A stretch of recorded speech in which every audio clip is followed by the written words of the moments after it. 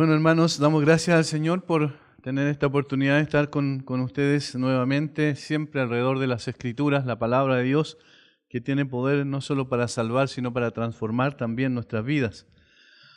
Vamos a ir a 2 Corintios capítulo 4, 2 Corintios capítulo 4, y vamos a leer del versículo 7 al 18. Nos vamos a quedar en un solo versículo en el día de hoy porque me parece importante profundizar en él, pero vamos a leer del versículo 7 al 18. 2 Corintios 4, 7 al 18.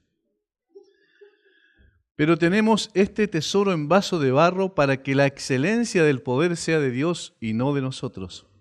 Que estamos atribulados en todo, mas no angustiados, en apuros, mas no desesperados, perseguidos, mas no desamparados, derribados, pero no destruidos, llevando en el cuerpo siempre por todas partes la muerte de Jesús, para que también la vida de Jesús se manifieste en nuestros cuerpos. Porque nosotros que vivimos siempre estamos entregados a muerte por causa de Jesús, para que también la vida de Jesús se manifieste en nuestra carne mortal. De manera que la muerte actúa en nosotros y en vosotros la vida. Pero teniendo el mismo espíritu de fe conforme a lo que está escrito, creí, por lo cual hablé. Nosotros también creemos, por lo cual también hablamos. Sabiendo que el que resucitó al Señor Jesús, a nosotros también nos resucitará con Jesús y nos presentará juntamente con vosotros. Porque todas estas cosas que padecemos por amor a vosotros, para que abundando la gracia por medio de muchos, la acción de gracia sobreabunde para gloria de Dios. Por tanto, no desmayamos. Antes, aunque nuestro hombre exterior se va desgastando, el interior, no obstante, se renueva de día en día. Porque esta leve tribulación momentánea produce en nosotros un cada vez más excelente y eterno peso de gloria. No mirando nosotros las cosas que se ven, sino las que no se ven, pues las cosas que se ven son temporales, pero las cosas que no se ven son eternas. La Biblia y el Nuevo Testamento también en particular tiene varias expresiones del lenguaje, del pensamiento que se plasman a través de diferentes usos que se le da al lenguaje con el propósito de poder atraer la atención de las personas.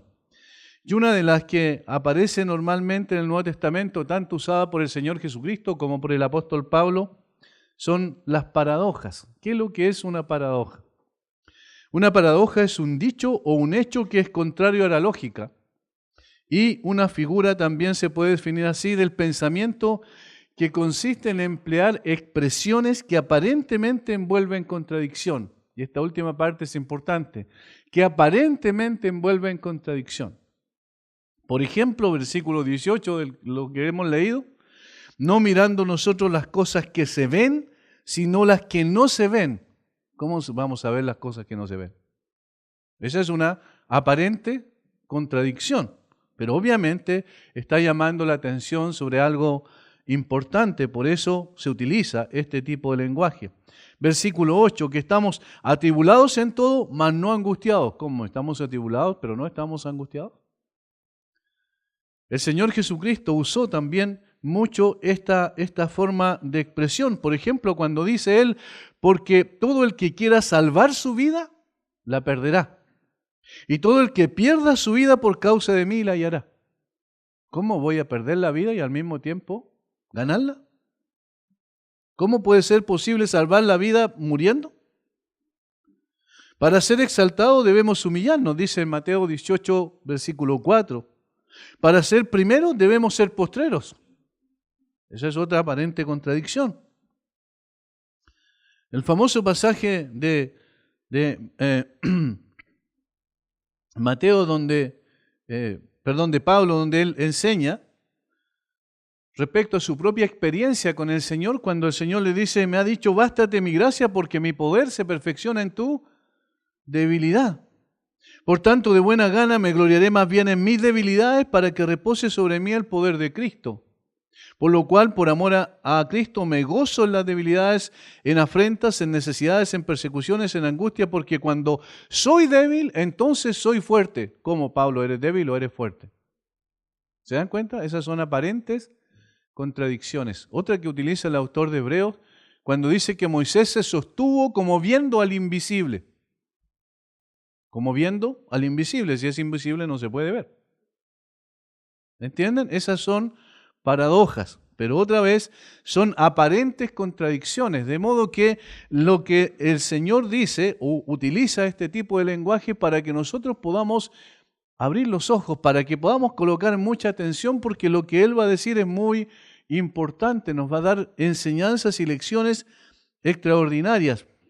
Por eso llama la atención a través de estas paradojas. Ahora, aquí nos encontramos en el capítulo 4, versículo 7 en adelante, con varias paradojas, pero la que a mí más me interesa desarrollar en el día de hoy es la del versículo 7. Dice, pero tenemos este tesoro en vasos de barro, un tesoro en vaso de barro, para que la excelencia del poder sea de Dios y no de nosotros. Podríamos pensar, ¿a quién se le ocurriría guardar un tesoro, algo muy preciado, algo de un altísimo valor, en simplemente un tiesto de barro? Pero necesitamos, recuerden, ver el contexto a través de lo cual o en el cual el apóstol Pablo escribía. Toda segunda de Corintios está dada en un contexto particular donde el ministerio de Pablo y su autoridad apostólica es atacada frecuentemente por falsos apóstoles que habían entrado encubiertamente a la iglesia y estaban destruyendo la credibilidad de Pablo dentro de los mismos creyentes en Corinto. Estos falsos apóstoles fraudulentos, siervos de Satanás, se habían infiltrado y estaban atacando el carácter y el ministerio del apóstol Pablo, al punto inclusive de criticar hasta su apariencia física. Veamos por favor en 2 Corintios capítulo 10, 2 Corintios capítulo 10, versículo 10. Porque a la verdad dicen, aquí está el contexto de los falsos apóstoles, las cartas son duras y fuertes, más la presencia corporal débil y la palabra menospreciable. Acusaban al apóstol Pablo de que incluso su apariencia era algo que no tenía ningún atractivo para la gente. Y ellos decían inclusive que por esa razón el evangelio era rechazado, porque Pablo era una persona débil y además, del punto de vista de su apariencia física, sin ningún atractivo. De hecho, algunas personas piensan, en base a lo que Pablo escribe en Gálatas, que también tenía una deficiencia en su vista. De tal manera que desde el punto de vista físico, Pablo no atraía la atención de la gente. Y los falsos apóstoles decían, bueno, este hombre es débil, con sus cartas es fuerte, en sus palabras, pero cuando está presente es una persona débil. Y es más, decían ellos, como orador no era ninguna maravilla. Recuerden el contexto, eran corintios, es decir, eran griegos y por tanto enfatizaban mucho y destacaban mucho el hecho de que una persona pudiese tener grandes capacidades oratorias. De tal manera que el apóstol Pablo parece que no calzaba dentro del parámetro cultural que ellos mucho apreciaban. En consecuencia, el apóstol Pablo está siendo criticado por estas personas y en ese contexto es que Pablo dice, miren, la verdad es que yo, de alguna manera estoy parafraseando lo que Pablo podría haber dicho, la verdad es que ustedes tienen razón en un sentido. Yo soy una persona débil. Yo no soy una persona muy atractiva desde el punto de vista físico, pero lo que más importa aquí no es eso. Lo que importa es si somos o no obreros del Señor. Y en realidad Pablo ya había probado en la carta, recuerden capítulo 3, pues mis cartas de presentación son ustedes mismos, con sus vidas transformadas. La obra de Dios en ustedes es la evidencia notable de que yo soy un siervo y un apóstol de Jesucristo. Más adelante va a decir que Él es un apóstol, ¿verdad?, del nuevo pacto, que es superior al antiguo pacto, porque en el nuevo pacto hay vida, hay esperanza, hay transformación, hay justificación, en cambio en el otro hay muerte, porque el que cumple vive y el que no cumple muere, eso decía el antiguo pacto. Nosotros somos obreros y somos ministros de un nuevo pacto, dice Pablo, y evidentemente este nuevo pacto es muy superior, porque es el pacto del Evangelio, y somos ministros del Evangelio. Somos ministros del Evangelio que puede transformar y que va a transformar la vida de las personas cuando miramos a cara descubierta, no como en un espejo, no como con un velo delante de nosotros, sino como en un espejo, la gloria del Señor para ser transformados conforme a la imagen de Él. Luego va a decir que el ministerio de Él descansa, en realidad, en la gracia de Dios, el capítulo 4, versículo 1, y que el contenido de ese ministerio es el Evangelio glorioso del Señor Jesucristo, que tiene poder para sacar a las personas de las tinieblas a la luz. Ahora, Pablo dice, efectivamente, ustedes tienen razón en ese sentido. No soy una persona impresionante desde el punto de vista físico ni de la capacidad oratoria, porque, y aquí está la razón por la cual escribe estos versículos, porque Dios ha querido usar vasos de barro en los cuales el Evangelio, el poderoso y glorioso Evangelio, el tesoro del Evangelio, puede ser transportado y transmitido a todas las personas a través de vasos de barro, de personas débiles, frágiles. Pero tenemos este tesoro en vasos de barro para que la excelencia del poder sea de Dios y no de nosotros. La razón por la cual Dios escoge a personas comunes y corrientes, dice Pablo, es para que Él se lleve la gloria, porque de lo contrario compartiría su gloria con quienes aparentemente tenemos capacidades superiores para poder impresionar a los demás y atraerlos hacia el conocimiento.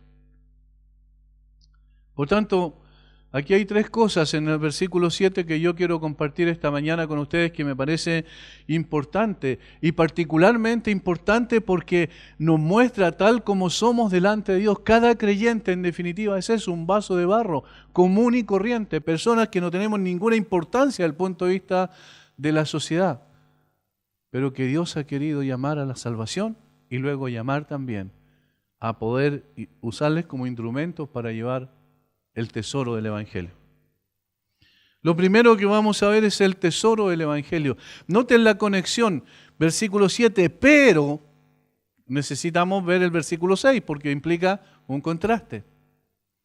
Porque Dios, que mandó que de las tinieblas resplandeciese la luz, es el que resplandeció en nuestros corazones para iluminación del conocimiento de la gloria de Dios en la faz de Jesucristo. Pablo concluye su exposición anterior con este versículo, mostrando que el poder del ministerio era el poder de Dios y no era el poder de los hombres. La gracia de Dios es la que sostenía en el ministerio, capítulo 4, versículo 1. El Evangelio era el contenido de su ministerio.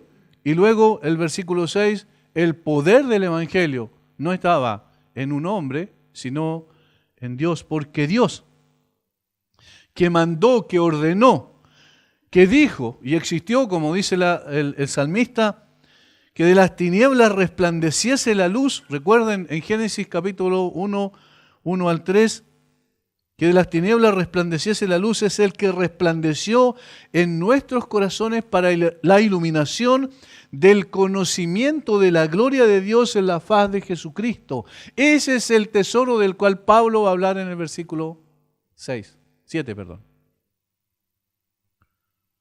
Este contraste lo utiliza Pablo para describir lo que ha descrito en los versos anteriores, que no es otra cosa que el Evangelio de Jesucristo. En él se encuentra la gloria del Dios eterno en una forma única y singular. ¿Cómo podemos ver la gloria de Dios? ¿Cómo podemos conocer la grandeza de Dios, la expresión de Dios, del carácter de Dios? Ahí está en el Evangelio, dice Pablo. El Evangelio es la mejor expresión de Dios.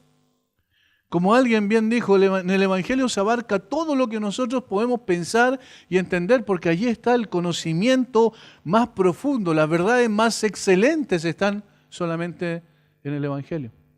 Por eso que los grandes hombres de esta tierra, los grandes científicos, las personas que han hecho contribuciones extraordinarias quizás al avance de la ciencia o de este tipo de cosas en la civilización occidental y en la civilización también, obviamente, oriental, aunque occidental principalmente, estas personas, a pesar de tener mucho conocimiento intelectual, sin embargo, son ciegas al conocimiento espiritual. Porque se necesita que el poder de Dios sobre en ellos a través del Evangelio. El Evangelio es un verdadero tesoro porque se trata del glorioso Hijo de Dios viniendo a salvar a criaturas despreciables como nosotros. Eso es lo que muchas veces la gente no entiende. La gente, cuando se le habla de cómo Dios describe a las personas, se sienten y a veces se ofenden cuando se les dice la verdad. Pero la verdad es lo que la Biblia expresa claramente. Nosotros no tenemos nada que haya traído a Dios para que viniera a salvarnos. Absolutamente nada, al contrario. El pecado es detestable de la perspectiva de Dios porque Él es absolutamente santo. Sin embargo, Él viene a buscar y a salvar lo que se había perdido porque Él así lo determinó. El Evangelio es la fuente de la vida eterna, de allí brota la vida eterna. El Evangelio es la reconciliación, sin el Evangelio no hay reconciliación y seguiríamos siendo enemigos de Dios. Sin el Evangelio no hay justificación, es decir, la justicia de Dios nos es imputada a nosotros gracias a lo que Cristo hizo por nosotros en la cruz. No tendríamos redención, estaríamos todavía en el mercado de la esclavitud del pecado sin ninguna posibilidad de salir de esa condición. Sin el Evangelio no hay adopción, no seríamos adoptados como hijos de Dios, porque, ¿cierto?, nos hizo aceptos en Él, amado. Sin el Evangelio no hay santificación, transformación de vida, y tampoco esperaríamos glorificación, es decir, no habría ningún tipo de esperanza. Por eso es que el gran mensaje que abarca todas las Escrituras, desde el Génesis 1.1 hasta el Apocalipsis, al final, es el mismo mensaje. Algunas personas piensan que es una reiteración, casi un absurdo reiterar tanto este tema del Evangelio, pero el apóstol Pablo muestra que todo gira en función de ello, porque este es el tesoro. El valor superlativo del Evangelio destacado por Pablo en el verso 6, como vimos, donde al mismo tiempo se deja de ver que el poder inherente en el Evangelio es el poder de Dios, que tiene poder para sacar a una persona de las tinieblas y llevarle a la luz. Al igual que en el principio de la creación, de todas las cosas, Dios resplandeció.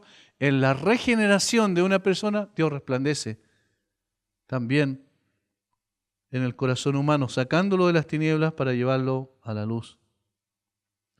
El mensaje del Evangelio es un tesoro porque se trata de aquel en quien están escondidos todos los tesoros de la sabiduría y del conocimiento. Eso dice Colosenses capítulo 2, versículo 3. Aquel que es la imagen del Dios invisible.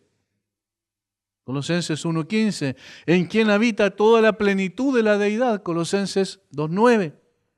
Es la gran noticia que el Hijo de Dios se hace hombre para venir a buscar y salvar a aquello que estaba completamente perdido. Notemos que es imposible entender el Evangelio si no entendemos nuestra condición primero. Por eso es que durante mucho tiempo y en forma lamentable se nos presentó un evangelio sesgado, una parte del evangelio. Siempre se comenzaba diciendo que si queríamos ir al cielo y que el cielo era maravilloso y que nosotros simplemente teníamos que hacer una oración y decir que recibíamos a Jesús en nuestro corazón y entonces ya estábamos listos para partir al cielo. Pero cuando hablamos de salvación, necesitamos hablar también de condenación. Porque ¿cuál era nuestra condición natural? De condenación, y por eso necesitábamos un Salvador. Por eso la noticia gloriosa del Evangelio es la que trae perdón y liberación de la condenación eterna a quienes creen en Cristo. De tal manera que el apóstol Pablo está diciendo aquí que el Evangelio es un tesoro porque no hay nada, ninguna noticia más extraordinaria que este, porque el Evangelio es una noticia, es una declaración de lo que Cristo hizo por nosotros, no de lo que nosotros podemos hacer por Dios. La gente piensa erróneamente que tiene que ser mejor persona para acercarse a Dios. Algunas personas dicen, no, pastor, todavía no estoy preparado para eso. Necesito arreglar mi vida todavía. Todavía tengo muchas cosas que arreglar, como si Dios esperara que fuéramos buenos para aceptarnos. Si fuera así, entonces Jesús nunca hubiese venido. En absoluto. Dice la Biblia, el apóstol Pablo en Romanos, que cuando aún éramos pecadores, Cristo murió por nosotros.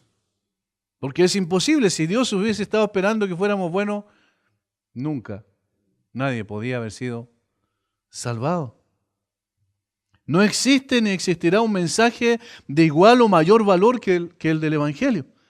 Es un gran tesoro que Dios nos ha concedido. El Evangelio tiene poder para dar vista a los ciegos espirituales, dar libertad a los cautivos, esclavos del pecado, para dar también vida a los muertos espirituales.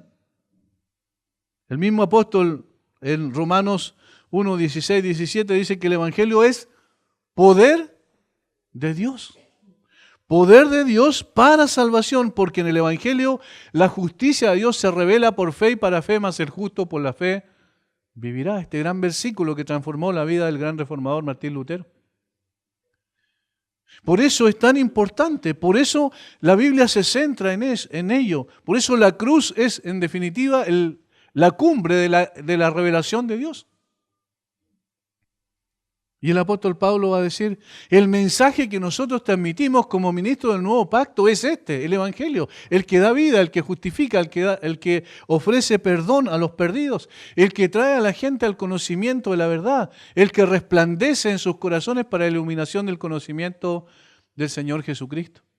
Por eso es un tesoro, la descripción de Pablo es adecuada, la comparación es adecuada, aunque es el tesoro en un sentido singular, porque no hay otro que se le parezca.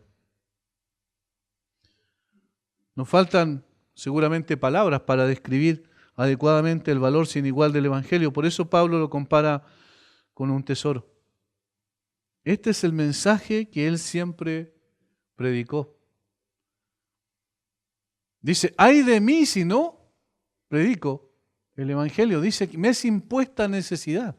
El apóstol Pablo entendió desde el principio la importancia que tenía el Evangelio. Y una cosa importante, el Evangelio no se refiere solamente a lo que necesitamos para ser salvados de la condenación, ser declarados justos, sino también para poder transitar toda nuestra vida cristiana, del principio a fin.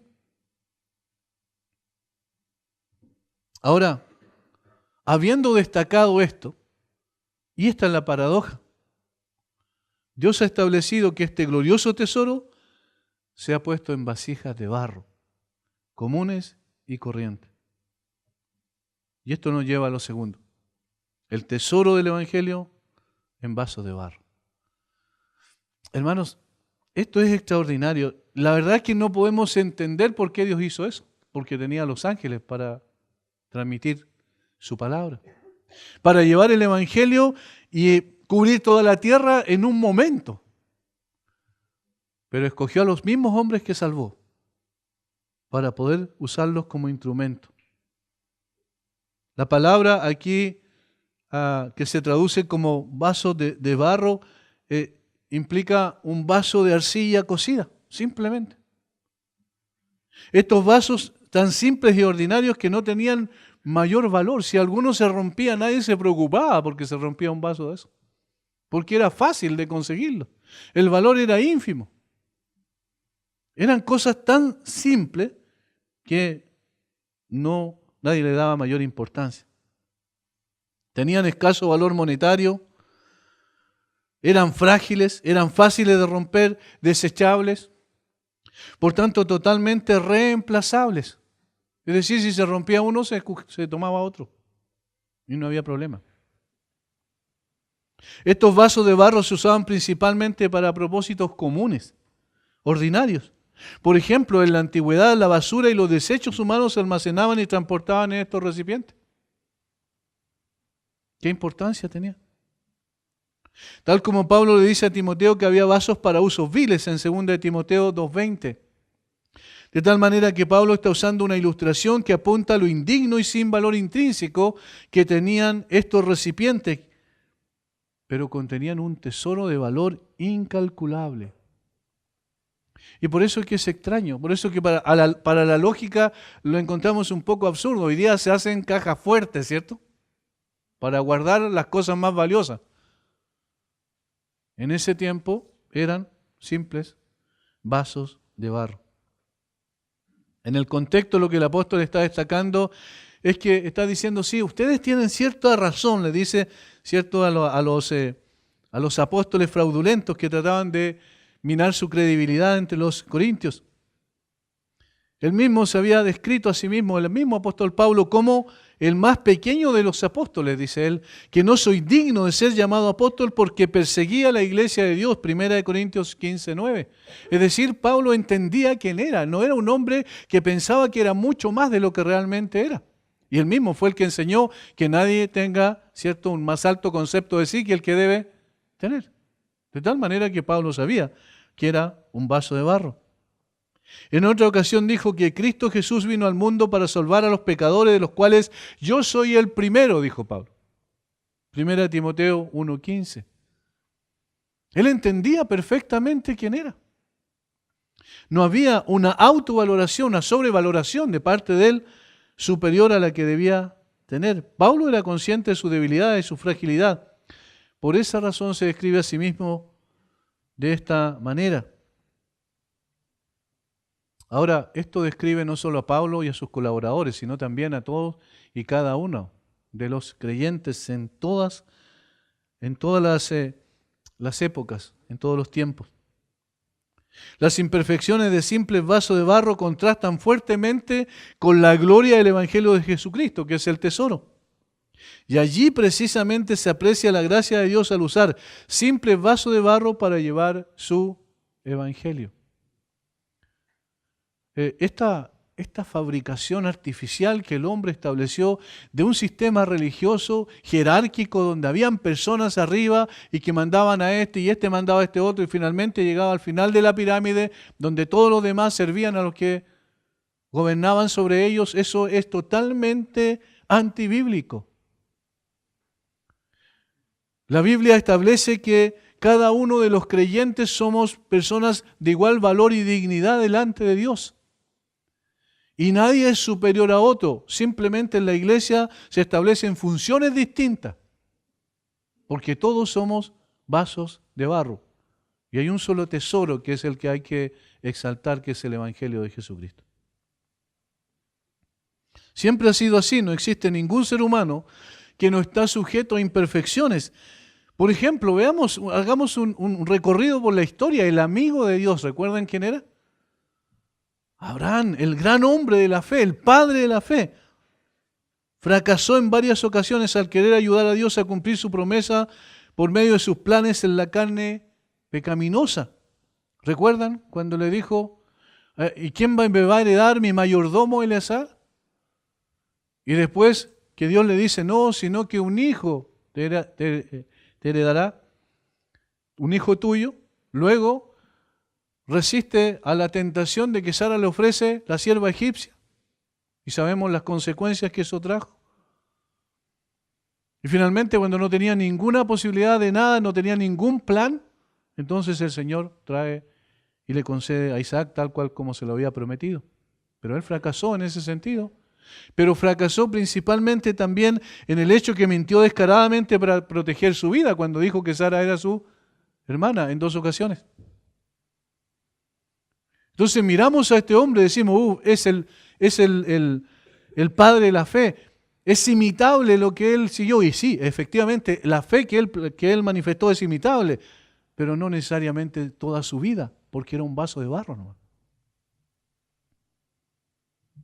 Ahora, seguimos más adelante y el propio Moisés tenía un carácter irascible antes que Dios lo llamara a liberar a su pueblo de Egipto. ¿Recuerdan lo que hizo? Mató a un egipcio. Pero Dios lo tomó, lo llamó y lo sacó y finalmente lo usó como el gran libertador de Israel desde la tierra, desde la esclavitud en Egipto. Pero Moisés era un hombre, al punto que en un momento también salió otra vez su carácter, ¿recuerdan? Y golpeó la peña en 2 ocasiones cuando Dios le dijo que hablara a la peña y el Señor le dijo, por eso no vas a entrar a la tierra prometida. Es decir, Moisés era un vaso de barro. Tal como dijo en una ocasión una persona que escribió un libro, cuando decía Moisés, cumbres de gloria y pie de barro. Porque obviamente llegó a ser un hombre extraordinario desde el punto de vista de lo que hizo, al llevar a 2,5 millones de personas más o menos a la liberación de Egipto, y sin embargo tenía pies de barro. Seguimos más adelante en la historia y vemos al gran rey David, al gran, bien digo, rey David. El hombre conforme al corazón de Dios, así es descrito. El hombre conforme al corazón de Dios es extraordinario. Leemos sus salmos, más, la mitad de los salmos y quizás más, dicen los teólogos, fue escrita por David. Y uno ve la profundidad de esos salmos, el conocimiento extraordinario que tenía de Dios. Sin embargo, este hombre que era conforme al corazón de Dios, adulteró gravemente al tomar la mujer de su prójimo. Y luego puso a su prójimo en la primera fila de batalla con el propósito de que lo mataran, para poder ocultar su pecado. ¿Quién era David? Un vaso de barro. El propio Elías, ¿recuerdan? El gran profeta del Antiguo Testamento. Tremendo cuando fue al monte Carmelo y desafió a los profetas de Baal, del falso Dios. Y en ese momento Dios se manifestó extraordinariamente trayendo fuego del cielo para consumir el holocausto de él, mientras los otros no pasaba absolutamente nada porque obviamente Baal era un Dios falso, inventado por la imaginación de los hombres. Sin embargo, ¿qué ocurrió? Después de eso, inmediatamente después, sintió terror, porque Jezabel lo andaba buscando, y se fue a una cueva, y allí estaba temblando de miedo, deprimido totalmente.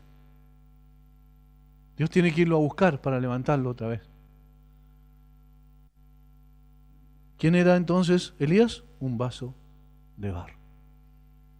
Vamos al Nuevo Testamento y vemos al hombre que expresó lo que era imposible que alguien supiera humanamente. Cuando Jesús dice, ¿y ustedes quién dicen que soy? Respecto a su identidad. Y Pedro se levantó y dijo, tú eres el Cristo, el Hijo del Dios viviente. Y Jesús le dijo, Pedro, extraordinario. Lo que dijiste es verdad, no te lo reveló carne ni sangre, sino mi Padre que está en los cielos te lo reveló. Pedro era el depositario de la revelación extraordinaria de Dios respecto al carácter del Hijo de Dios. Ahora, ¿qué pasó? Al poquito tiempo de eso, después de que Pedro estaba seguramente diciéndole a los demás discípulos, ¿se dan cuenta con quién habla Dios? En ese mismo momento, poco después, ¿qué ocurrió? El Señor dijo, es necesario que vaya a Jerusalén y ahí voy a ser muerto, voy a ser entregado en manos del concilio, ¿cierto? Y voy a ser muerto y voy a resucitar al tercer día. Y Pedro lo llama hacia un lado y le dice, pero ¿cómo? ¿Cómo, Señor? ¿Cómo se te ocurre eso? Nunca esto acontezca, nunca tal cosa acontezca. Y el Señor tiene que decirle, apártate de mí, Satanás. Imagínense, el mismo hombre a través del cual Dios reveló el carácter del Señor Jesucristo, la identidad personal del Salvador, es el mismo hombre que ya estaba siendo un obstáculo en el camino del Señor hacia la cruz. Más adelante, Él dice que estaría dispuesto a dar su vida por Jesucristo. ¿Y qué pasó? La misma noche que estaban interrogando al Señor Jesucristo, después de que Jesús había hablado con ellos, del capítulo 13 al capítulo 17 de Juan, vemos el sermón del aposento alto. La noche antes de ser entregado, el Señor les dijo todas las cosas, manifestó su corazón hacia ellos, su protección.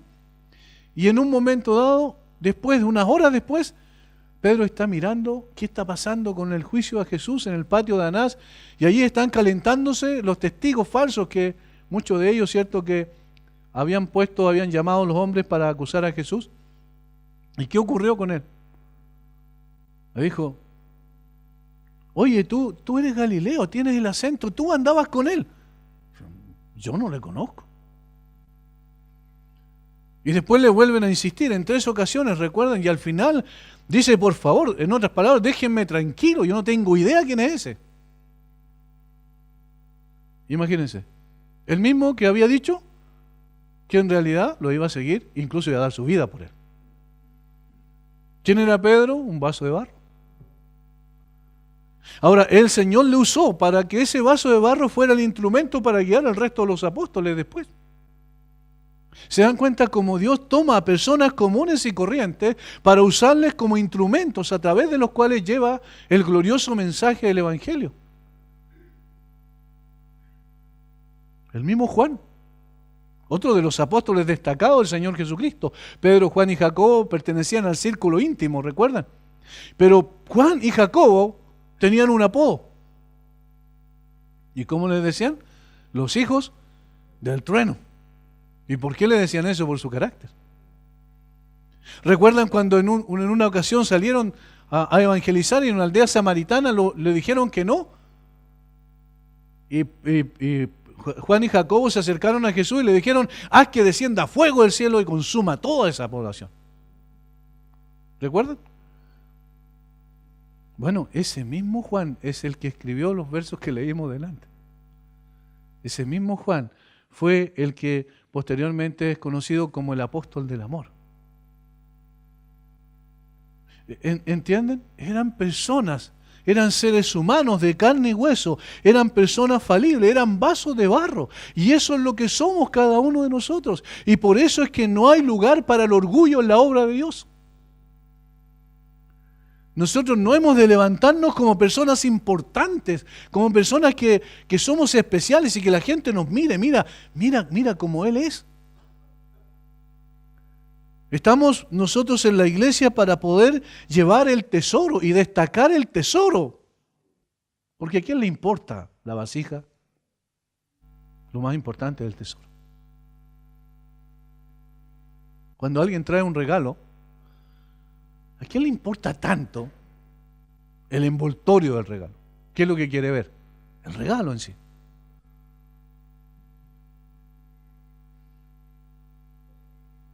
El apóstol Pablo es mucho más explícito todavía cuando hace más universal este concepto. No solo se refiere a los siervos de Dios, sino a cada creyente, a cada persona en particular. Y él escribe anteriormente, ¿cierto?, en la carta de 1 Corintios capítulo 1, versículo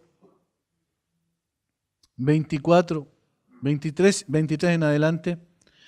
Pero nosotros predicamos a Cristo crucificado, para los judíos ciertamente tropezadero y para los gentiles locura, más para los llamados así judíos como griegos Cristo poder de Dios y sabiduría de Dios, porque, y aquí dice, ¿quiénes somos nosotros?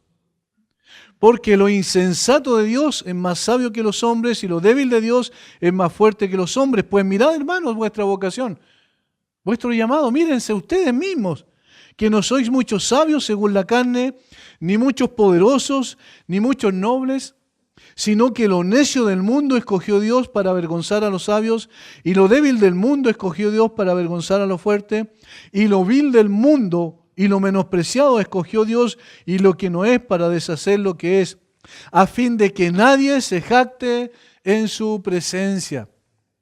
Miren lo que somos, simplemente personas comunes y corrientes. Lo necio del mundo, lo débil del mundo, lo vil del mundo, lo menospreciado, lo que no es. Eso es un vaso de barro. ¿Qué importancia tiene un vaso de barro? Hermanos, yo sé, este es un golpe a nuestro orgullo y nuestra autosuficiencia, que creemos que tenemos el control de todas las cosas y en realidad no tenemos ni control sobre absolutamente nada. El versículo 29 marca el propósito, a fin de que nadie se jacte en su presencia. ¿Por qué Dios quiso llevar un tesoro en vaso de barro tan indignos como nosotros? Para que ninguna persona se jacte diciendo, gracias a mí esto ha ocurrido. Porque yo soy un buen orador y entonces por eso la gente llegó al conocimiento de Cristo. Hubo un tiempo donde era tan enfermiza esa tendencia a decir, bueno, esta persona me trajo el Evangelio, esta persona es la persona importante. No, el Evangelio que te trajo es el importante. Hermanos, la iglesia está centrada en Cristo, no en el hombre. Sin embargo, es triste que siendo vaso de barro, queremos nosotros ser considerados como copas de oro. ¿No es verdad? Queremos el reconocimiento, el aplauso, la aceptación de la gente. creyendo que tenemos una dignidad que nunca poseemos. Somos vasos de barro jugando a ser vasos de oro, pero es por el producto de nuestra propia fantasía nada más. La realidad dice todo lo contrario. William Barclay, un teólogo, dice: por muy grande que sea su gloria, el cristiano vive todavía al nivel mortal y es víctima de las circunstancias. Está sujeto todavía a los azares y avatares de la vida humana y a la debilidad y el dolor que conlleva un cuerpo mortal. Es como un cacharro de arcilla, frágil y sin ningún valor, en el que se ha guardado un tesoro valiosísimo. Eso es como un cacharro de arcilla, frágil y sin ningún valor.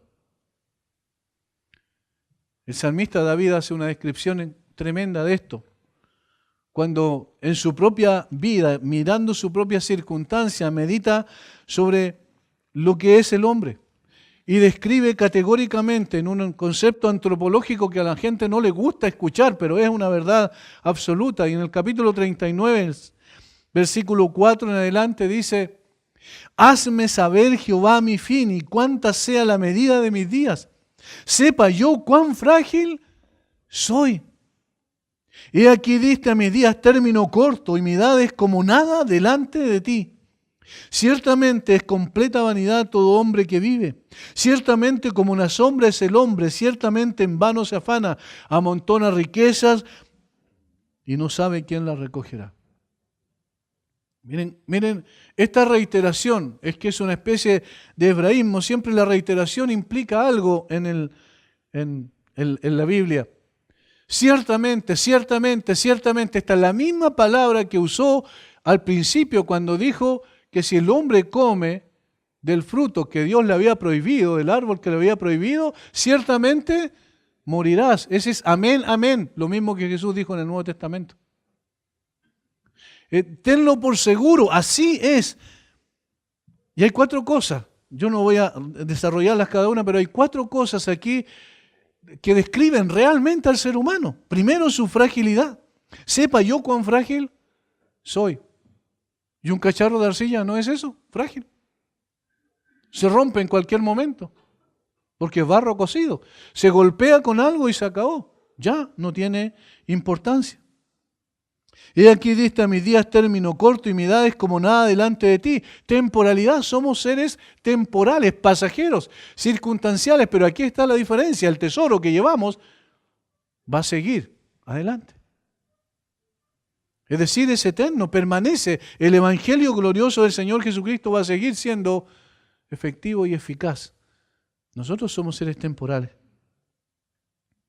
Luego, ciertamente es completa vanidad todo hombre que vive. Es como un soplo, dice el original. Es completa vanidad, es simplemente un soplo, es algo tan pasajero, tan sin consistencia, que en realidad no es nada. Vanidad. Y finalmente, versículo 6, ciertamente en vano se afana, amontona riquezas y no sabe quién las recogerá. Eso se llama necedad. Amontonar una serie de cosas, luchar para lograr un montón de éxitos aquí en la tierra y finalmente se acabó sus éxitos juntamente con su vida. No hay nada más que hacer. ¿Cuál es la diferencia de todo hombre y el salmista? Está en el versículo 7. Siendo así, todo hombre, versículo 4 al 6, y entonces, y ahora Señor, ¿qué esperaré? Dice David, mi esperanza está en ti. Ahí está la diferencia. Entre todo hombre común y corriente y aquel que ha puesto su fe en el Señor Jesucristo. Ahí está la diferencia. Esa persona es realmente alguien que espera en Dios. Pero normalmente y naturalmente todo de lo que nos enorgullecemos va a pasar. Es tan frágil como nosotros, todos nuestros logros, también lo que somos. Sin embargo, el ser humano se cree dueño de las circunstancias, que puede escoger y lograr lo que él quiera, como si todo dependiese de él. El orgullo es el tesoro del ser humano, pero un tesoro de falsa apariencia. Hoy vivimos en un mundo de esa naturaleza. La gente se enorgullece de poder hacer lo que quiera con su vida, incluso con la vida de otro ser humano.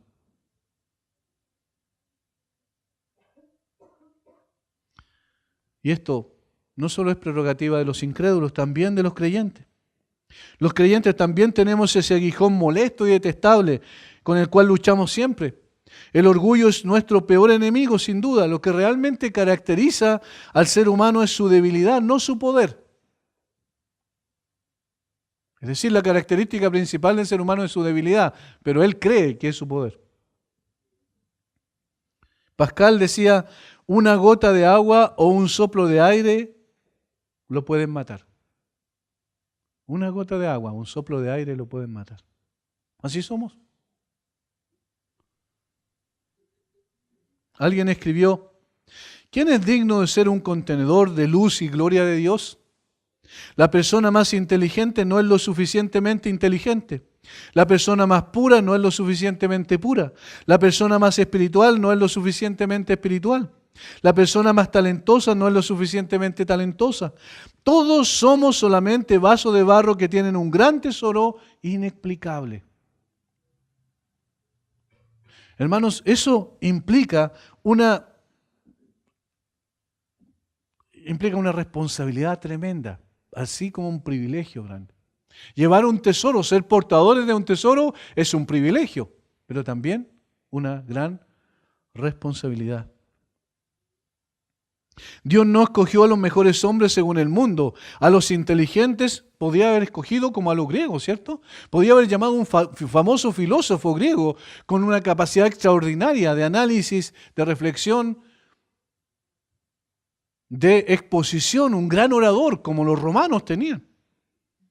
Y haberlo puesto para que fueran ellos los que llevaran el Evangelio. No fue Atenas, no fue Alejandría, otro de los lugares de la sabiduría del Antiguo Oriente, que estaba ahí en Egipto. No fue a Roma para buscar los eruditos de ese tiempo a través de los cuales llevar el Evangelio, sino que llamó a hombres simples, comunes y corrientes, pescadores rudos e ignorados por la sociedad de su tiempo. ¿Qué importancia tenía Pedro, Juan, Jacobo, Andrés? Menos aún uno que se llamaba Simón y tenía de apodo el Celote. Era, como bien sabemos, un revolucionario. ¿Qué importancia tenían esos hombres? Pero a esos hombres llamó, a esos los trajo, los llamó hacia sí para que estuvieran con él y luego los capacitó y los mandó a proclamar el Evangelio. Y con eso, hombres, trastornó el mundo. Eran vasos de barro nada más. Todo esto lo hizo para que solamente Él llevara la gloria por lo que hizo a través de estos hombres limitados. Y ese es el punto central, y ese es el propósito, la razón por la cual escogió a estos hombres. ¿Qué dice en el versículo 7, la última parte? ¿Para qué? Aquí está la cláusula de propósito, miren. Para que la excelencia del poder sea de Dios y no de nosotros. Esa es la razón. Para que la excelencia del poder sea de Dios y no de nosotros. La Biblia de las Américas traduce para que la extraordinaria grandeza del poder sea de Dios y no de nosotros. El tesoro, este es el tercer punto, el tesoro del Evangelio en vaso de barro para que sea evidente que el poder es de Dios y no de los hombres. El tesoro del Evangelio en vaso de barro para que sea evidente que el poder es de Dios y no de los hombres. Es decir, para que cualquier persona viera cuando una persona es salvada, es sacada de la condición de perdición, es trasladada al reino de su amado Hijo, como dice Pablo a los Colosenses. Cuando una persona se abre los ojos y puede ver con claridad la gloria de Dios en la faz de Jesucristo, que eso pudiese ser notable, que no es gracias a hombre alguno, sino gracias al poder de Dios. Por eso, el apóstol Pablo dijo en 1 Corintios capítulo 2, versículos 1 al 5, que lo que él hacía, cómo llegó él a Corinto, el propósito, la forma en que él llegó a Corinto, no fue para hablar de sí mismo, ni para mostrar sus cualidades de oratoria y su sabiduría humana, sino el poder de Dios. Así que, hermanos, cuando fui a vosotros para anunciaros el testimonio de Dios, no fui con excelencia de palabras o de sabiduría. Eso es lo que esperaban los corintios, porque eran griegos. Pues me propuse no saber entre vosotros cosa alguna, sino a Jesucristo y a este crucificado. Miren cómo Pablo está mostrando allí. El vaso de barro lleva el evangelio glorioso de Jesucristo. Y estuve entre vosotros con debilidad y mucho temor y temblor. ¿Ven que Pablo era consciente de su fragilidad? Y ni mi palabra, ni mi predicación fue con palabras persuasivas de humana sabiduría, sino con demostración del Espíritu y de poder. ¿Lo ven? Demostración del Espíritu y de poder, pero no del poder de Pablo. Como algunas personas entienden equivocadamente el concepto. Cuando Dios se manifiesta poderosamente, es Dios el que tiene el poder, no nosotros. Es en el Evangelio el que va inherente el poder, no en nosotros. Y el versículo 5 dice, ¿cuál es el propósito? Para que vuestra fe no esté fundada en la sabiduría de los hombres, sino en el poder de Dios. Es lo mismo que Pablo está diciendo acá, en nuestro texto. Este es el propósito por el cual Dios escogió a hombres comunes y corrientes, vasos de barro, frágiles, temporales, reemplazables, sin valor alguno en sí mismo, para poner en ellos su glorioso tesoro del Evangelio. Hermanos, cuando alguien es alcanzado por la gracia de Dios y una persona es transformada y su vida es cambiada y ahora tiene esperanza cuando no tenía ninguna, siempre el poder es de Dios el que obró allí. Por eso es que el reconocimiento debe ser a Él. ¿Recuerdan las parábolas de la perla, digamos, de la moneda perdida, del hijo perdido? ¿A dónde lleva eso? ¿Qué es lo que pasó al final? Cuando es encontrado, ¿qué dice que hay? Regocijo en el cielo cuando un pecador se arrepiente. ¿Por qué? Porque todos los ángeles adoran a Jesucristo.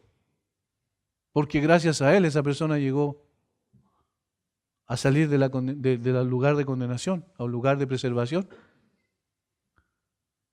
Pero los ángeles en el cielo no adoran al hombre, que fue el portavoz en ese momento. Hermanos, es triste cuando tenemos un concepto tan alto de los hombres. Cuando eso ocurre, tenemos un concepto bajo de Dios. Cuando tenemos un concepto alto de Dios, tenemos un concepto distinto de los hombres. Los colocamos en el lugar que corresponde. Es el poder de Dios que abre los ojos a los ciegos. No nuestra sabiduría, elocuencia o capacidad oratoria. No somos nosotros los que tenemos el poder de persuadir y convencer, sino solo Dios por medio de su Espíritu Santo, quien es el que convence de pecado, de justicia y de juicio. ¿Quién es el que lo hace según la Biblia? El Espíritu Santo.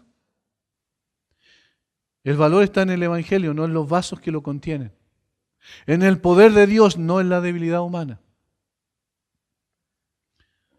Más por Él estáis, dice Pablo en 1 Corintios 1, 30 al 31, más por Él estáis vosotros en Cristo Jesús, el cual nos ha sido hecho por Dios sabiduría, justificación, santificación y redención.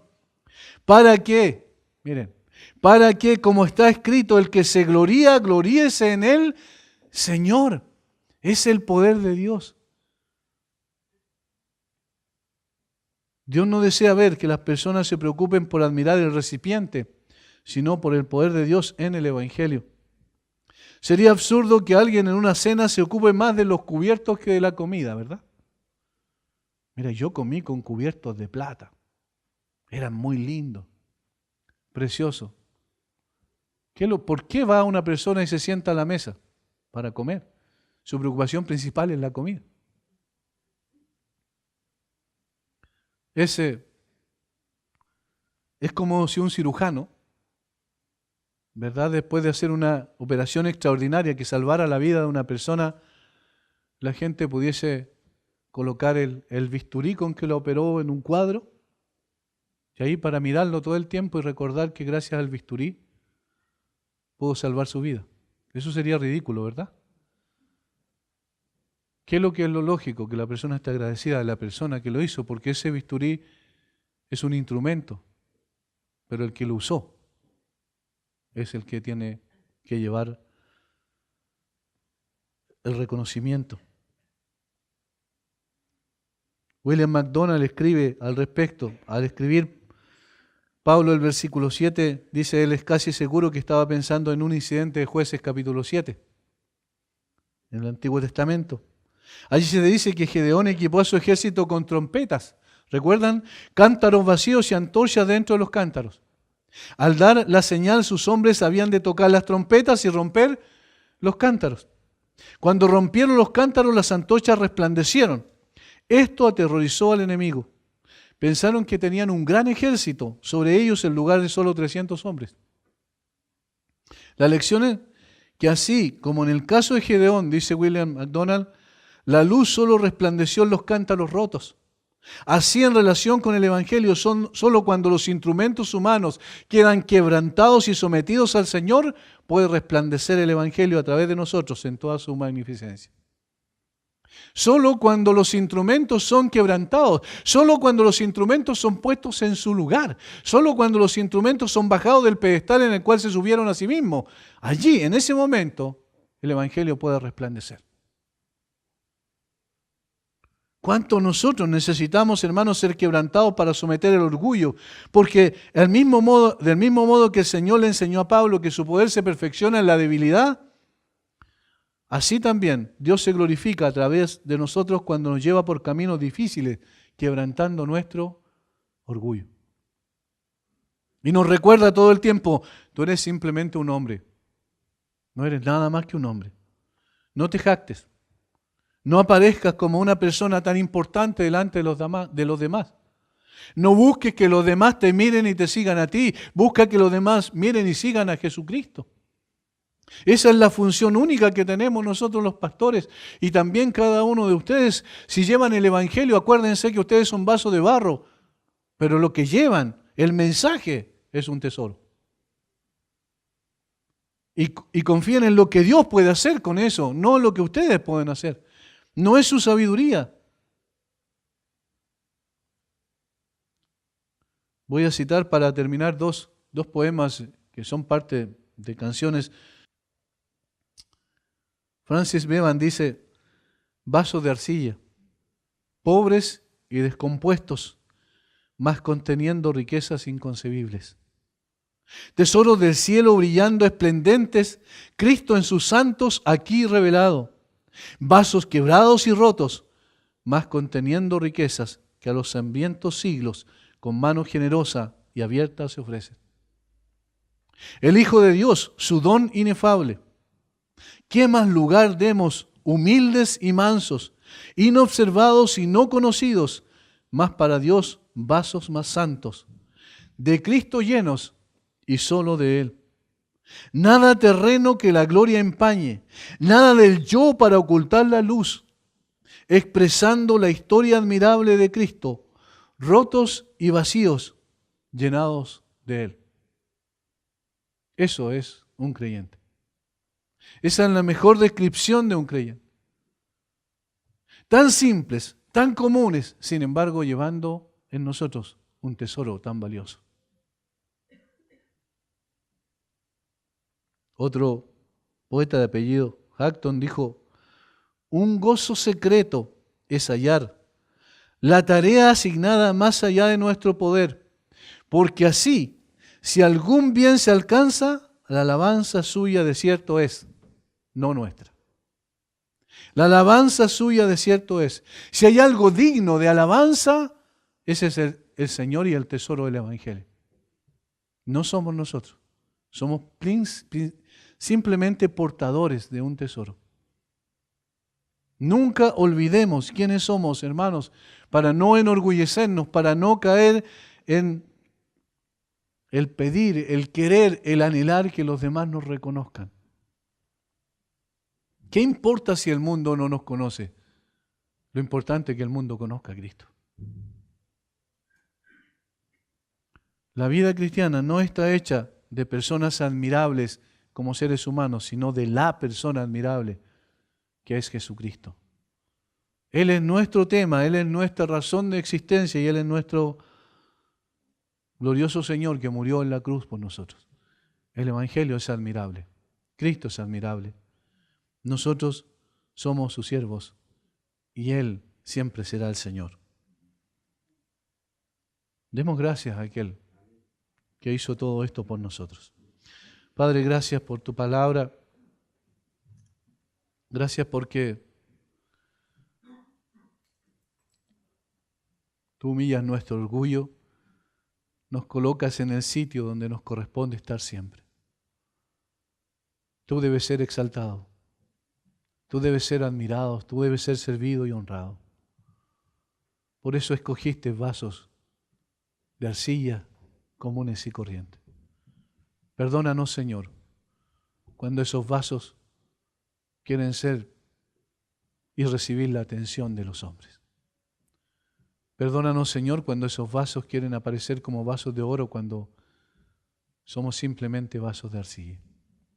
Padre, bendice a mis hermanos, que el amor de ellos por ti crezca y la admiración y la gloria tuya se manifieste, Señor, en todo lugar por medio de estos vasos frágiles llevando el tesoro del Evangelio. Gracias una vez más, te alabamos a ti por lo grande y maravilloso que eres tú. Bendice a mis hermanos, Señor, guía sus vidas y transfórmales también en el proceso. Te alabamos en el nombre de Jesús.